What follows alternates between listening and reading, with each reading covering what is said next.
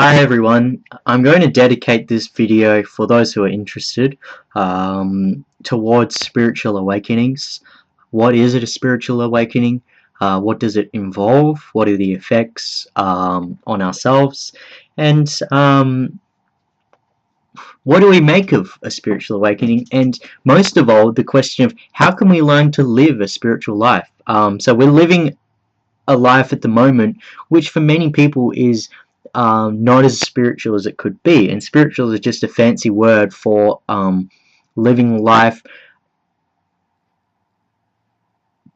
while taking in all that life is. So if you go outside to the park, you see the birds, you're taking that in, and you're saying, and you're recognizing that there's more life than just me. It's recognizing that there is so much more than just me, and that I'm just nothing in comparison to all of it. But in comparison to my life, I'm basically everything because I control my life. So it's realizing that we're so insignificant to this huge life going on, but it's also understanding that as well and coming to terms with it. So I found that the biggest difficulty that people would run into would be trying to balance a spiritual life with the demanding life of today's society. So today's society requires us to revolve around money. Yes, we all know that term. And it revolves us being a slave, money slave, and it revolves us around us having a certain set of thinking and a certain set of ideological beliefs. It's a belief structure of what's considered to be normal and a sphere of society's of what's considered to be normal. And if you're outside that, you're outside the normality, you're outside that, and that's a lonely place to be, but it's a very enlightening place to be.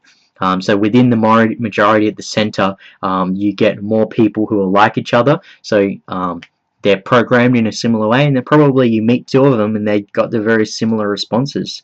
You know, they're very the same. But if you go to the ones outside, they've got these very different wild personalities, and they're not like, you can't find anyone else like them. So the more you sort of stray from that that inner area and go towards the other zone, the outside zone, is when you're sort of leaving that human system, that human created artificial human net of beliefs. So when you can get outside that, you can stop being controlled. The more you're in the center, the more you're controlled. But then you're sort of saying, well, it's hard because I live in this life and I have a job and it has its requirements, and you know, I have to go into that matrix system, in a sense.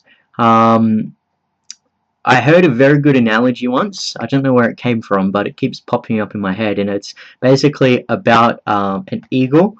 And you imagine an eagle in the air. It's flying, it's free, but it's quite lonely. There's not a lot of life up there, but it's free. It can enjoy, look down and look at all the world and see how it just all happens. You know, it can enjoy that, but it has to go down every so often and feed and eat food. So it needs to forage food and eat, of course, and you know, have its children and do its business and whatever. It has to be able to do that. So when you think about the human society, that's like being at the ground level, and then you have the eagle that comes down to the ground level. That's like a person. Think about a person who's trying to find spirituality. Becoming spiritual is like becoming an eagle. It's like flying. It's going up higher and higher and being able to separate from all these life things, and then understanding life more, but also being lonely as well. And when you come down to the base levels, that's when your job and your work and, you know, that sort of thing. We all have to do that. It's no matter how spiritual you want to be, unless you in some sort of monastery or something, which you don't have to worry about those pressures of today's society. You have to worry about those things. So what it's like is, it's like nesting in a tree. You have to come down and nest in a tree. You have to be a spiritual person, but you have to go back to reality, and you have to do all the society stuff. So how do you balance that? How do you balance a spiritual life with the requirements of the confines of today's society? And the importance is being following that way of life while you're on the ground level. So it's like being in a tall tree, not a small bush, it's being a tall tree. So you've got to make these roots into society which allow you, like a ladder, to project upwards. So it sounds a whole abstract, but when you sort of see it, if you see a wise person, they are happily working, they're happily doing those things in society, and they're happy doing it. Most people aren't happy doing it, and most people aren't happy in their life, because we live in a slightly more negative world.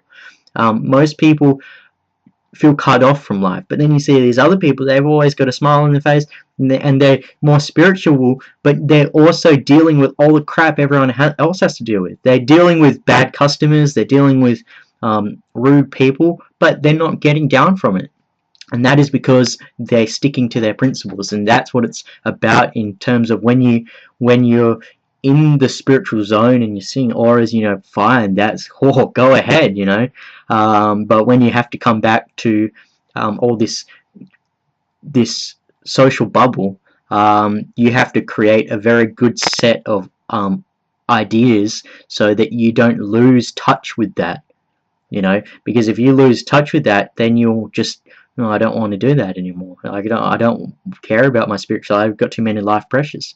But it should be, I don't care about my life pressures anymore, and I'm just doing the spirituality. So that's why it's important. If you meet a bad person in your life, and you really let that get you down, then you're gonna feel like your life is bad. So the trick is not letting other people control you. Again, not letting people be the master of your destiny. And I found that the biggest thing was when I witnessed very wise people, when they see people that are contradictory, they'd really just say nothing. Like when you argue with people, you're just becoming that same way of thinking. Like if someone starts, when you come to fight with people, you realize that everyone is right, no one is wrong, and just in anything in general, no one is wrong. So everyone can justify themselves. Someone can call you stupid, they can call the smartest person in the world stupid, and they can justify that. So that's really the pointless thing about arguing. So this wise people, they've learnt to not argue, because arguing just takes you down to their level, and then it just converts you into another arguer. So when I found with wise people, when someone tries to argue with them, they just sort of, look down, and they just, no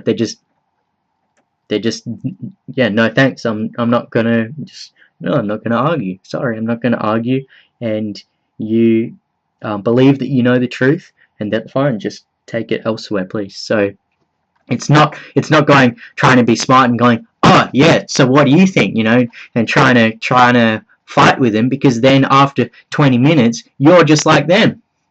So that's the big joke, is that a wise person knows to just when to keep their mouth shut and just to take it, and they'll know how to do that cleverly. And even if it's something about someone's not recognizing your talents or something, if you try and speak up and argue people, you're just going to feed them pretty much, and they're going to stick in your minds, and you're going to feed them, and you're going to become off worse. Whereas if you just keep your mouth shut and don't say anything, even if you see someone you don't agree with, which most of the time is due to ignorance, if you're truly wise, you realize that everyone has their own path and their own spiritual path, and no one is truly bad, and what people believe is part of their path. So if you just see that and you don't even think about it, if you see that and you just go the other direction, you don't even think anything bad, you don't think anything, you just go that direction, you don't even think about anything. It's great. You're not like, oh, this person this in your mind, like, oh no, they don't want to this, this negative, and all these negative thoughts like coming in. That's when your mind is controlling you, and your mind is controlling you is because you're associating with people who are mind controlled, and they're giving you that, they're giving you that sort of sort of illness as well. So because you're associating, you're opening your mind up to them and taking in their ideas. So the point is just go your own separate way. Believe what you believe. And don't believe what other people tell you, because they don't know. If you find someone who truly does know, then it's very exciting indeed. But generally, they'll be a sort of older figure who's lived life a lot more, and they don't have all these clever things to tell you. No, it's not about education when it comes to spiritual. It's just about knowing how to keep developing themselves. You see, if someone comes up and argue with them, they don't have to stand up and prove their point in front of all their peers. They just, and you see that, wow, this is on another level. So when you meet people who are very spiritual, you'll know, and some people claim to be, but when they argue and bicker on the same level as you, or they tell people other people off, which sort of makes them bigger, like, oh, you don't know what you're talking about, you don't know what you're talking about, to all these people, they just know they're not very spiritual if they have to be like that. Sure, they might have gifts, but they're not using their gifts in the right way. And then all these little people who are following them, they turn like that as well, and you just get all these people arguing with each other. Even if you do nothing wrong, if it just stops them trying to prove their point, if you say, okay, I'm sorry, and then you don't have to, it's silence the situation. So it's about just seeing a bit further than your own happiness and your own well-being and having your own peace of mind. It's about you learning your lessons, and there is sacrifices you have to make. There is pains and memories and bad things you're going to come across. Bad people who are not bad as such, but they're going to be themselves. They're going to seem like bad people, but they're not bad. They're just on their own spiritual paths, and sometimes their lessons are much tougher. Sometimes they're much harder to see. Sometimes it's people build themselves up, and then they get broken down when they realize that they're not as great as they really were. So not thinking that you're everything is the biggest problem, because spirituality is recognizing that there is all this life around us, and our thoughts really are so impure in relation to the world around us. It's really so impure in relation to life, our thoughts. So that's why silencing those thoughts is a big progress that you can make, because we feel that our thoughts are so important and so great, but in relation to the life, our thoughts are really just like an echo, or just a raindrop, another raindrop. What is really amazing is the rain. So that is a very nice thing to understand. It's just to understand that people's thoughts, they're just endless echoes. They're just echoes and echoes and echoes and echoes. But the truth is what is the substance, the nature of life. So what is the life, picturing that, rather than picturing a person or picturing yourself. Picture the life. Open yourself up to the life around you is what I'm always saying, but it's such a hard thing to do. And it's one thing you can just do on a base level, and you can visualize that, but it's something that you get better at, and it's something that you do more and more. Thanks.